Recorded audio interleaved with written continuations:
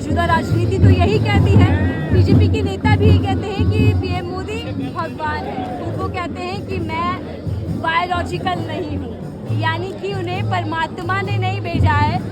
ऐसे तमाम नारे चलते हैं। लेकिन सवाल ये है कि पीएम मोदी भगवान है या फिर इंसान है या फिर देश में सेवादार हैं, जो वो खुद कहते हैं। तो फिर देश का छात्र और देश का युवा इतना परेशान क्यों है, खासकर पेपर लीक की समस्या से। पेपर लीक को लेकर लगातार देश के अलग अलग कोने से आवाज उठ रही है। दिल्ली के जंतर मंतर पर 9 दिन से धरना जारी है। पीछे अभिजीत दीपके का मंच है जहाँ से लगातार भाषण चल रहे हैं। लेकिन एक जिस तस्वीर में सब कुछ जो पूरा सिस्टम है, उसके दावे, उसके वादे जो है वो कैसे खोखले, इस पूरी तस्वीर में आप देख सकते हैं। अभिजीत दीपके की तस्वीर, उनके साथ सोनम वांगचुक जो कि अभी अनशन पर बैठ चुके हैं। और ये पूरी तस्वीर बनाने वाली हमारे साथ हैं, इनसे बात करते हैं जो कॉन्स्टिट्यूशन की बात कर रही है। क्या नाम है मैम आपका? श्वेता जी, पहले ये बताइए कि तस्वीर मैं देख रही हूँ 2-3 घंटे से ज़्यादा ही हो गए जब से आप ये बना रही हैं। क्यों बना रहे हैं, क्या मन में चला और क्यों लगा कि ये बनाना चाहिए? क्लियर है, मोदी बच्चे जैसे सुसाइड कर रहे हैं, ये चीज़ें नहीं होनी चाहिए। करप्ट लोग बैठे हैं सिस्टम में तो उन्हें हटाना ही पड़ेगा। अब इसके ऑप्शन और कुछ है नहीं उनके पास। आपको लगता है कि पूरा सिस्टम, पूरी सरकार करप्ट है पूरी तरीके से? डेफिनेटली ये करप्ट ही है, वरना करप्ट नहीं होती तो लीक नहीं होते, लीक नहीं होते तो बच्चे सुसाइड नहीं करते।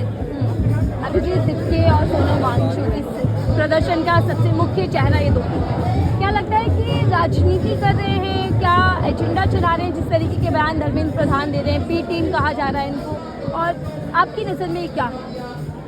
मैम देखिए, अनएजुकेट पर्सन यही बोलते हैं, एजुकेशन कुछ होता ना उनमें तो सेंस वाली बातें करते हैं। ये वही है, पैसे देके कर लेना, गुंडागर्दी कर रहे हैं अभी, और कुछ नहीं कर रहे हैं, यूथ को परेशान कर रहे हैं। लेकिन ये प्रोटेस्ट इसलिए किया जा रहा है, अब हम पीछे हटने वाले नहीं हैं। जब तक डिजाइन नहीं होगा अब हम यूथ को मरने नहीं देंगे। आप इस्तीफे की मांग तक यहाँ बैठी हैं?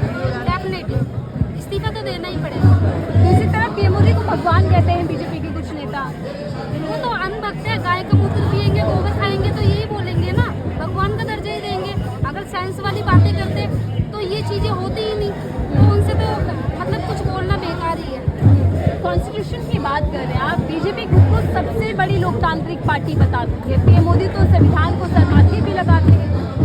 मैम देखिए, ये तो दिखावा है।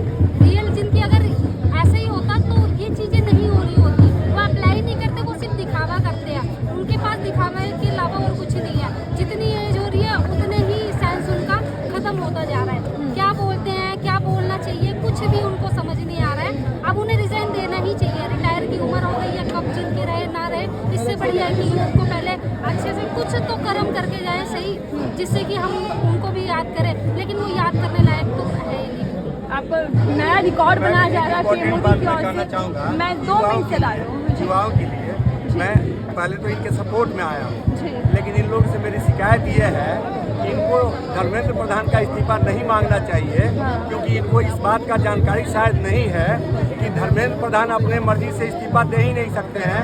उनकी इतनी हैसियत नहीं है।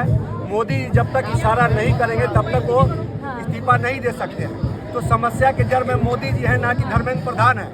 तो हमारे युवाओं को मैं मार्गदर्शन करने आया हूँ इनका, कि इनको मैं बताऊं कि आप गलत आदमी से इस्तीफा मांग रहे हो, उस आदमी का तो हैसियत ही नहीं है।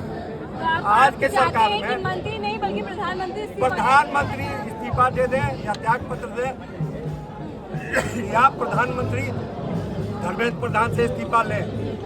हम वैसे पीएम मोदी तो कसीदे पढ़ रहे हैं धर्मेंद्र प्रधान के, आपने देखा होगा, ट्वीट करके बताया जा रहा है कैसे वो अच्छा काम कर रहे हैं। बस यही तो शिकायत है मेरे युवाओं से कि ये सही जगह तीर नहीं चला रहे हैं। मछली के आँख पे इनका निशाना नहीं है, ये धर्मेंद्र प्रधान पे निशाना बना रहे हैं, जो गलत है। देश को गलत मैसेज जा रहा है। इनके मैसेज देने से देश ये समझ रहा है कि प्रधानमंत्री अच्छे हैं, दोषी धर्मेंद्र प्रधान है। बल्कि हकीकत ये है कि हर समस्या की जड़ में माननीय प्रधानमंत्री मोदी जी हैं। और यही मैं युवाओं को समझाना चाहता हूँ, आपके माध्यम से देश के युवाओं को मैसेज देना चाहता हूँ कि प्रधानमंत्री का तो हैसियत ही नहीं है। अपनी मर्जी से वो अगर इस्तीफा दे देंगे तो ईडी और सीबीआई का छापा पड़ेगा, वो जेल चले जाएंगे। और इतना हैसियत है नहीं उनमें। रिमोट कंट्रोल सरकार चल रही है। रिमोट कंट्रोल नहीं, फुली कंट्रोल सरकार, अमित शाह और मोदी, है ना।